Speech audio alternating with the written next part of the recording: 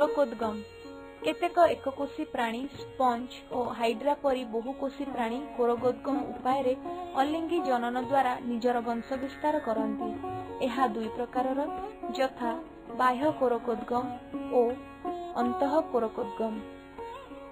क बाह्य कोरोकोद्गम परिवेश जेतेबेले अनुकूल और खाद्य पदार्थ प्रचुर भाव मिले सेतेबेले सुस्थ एवं वयप्राप्त हाइड्रा कोरोकोद्गम उपाय वंश विस्तार करिथाए।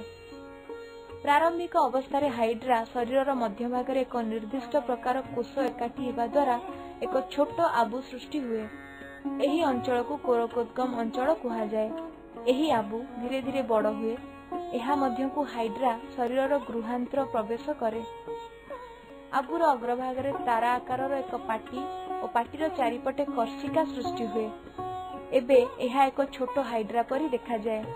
एहा मातृ हाइड्रा सहित लागि रहिथिले मध्य निज कर्षिका साहाय्य रे खाद्य संग्रह करे। अपत्य हाइड्रार संपूर्ण वृद्धि परे एहार मूल अंश संकुचित हुए।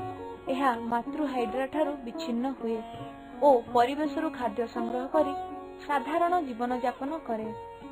एही प्रक्रिया पई 48 रु 96 घंटा समय लागे।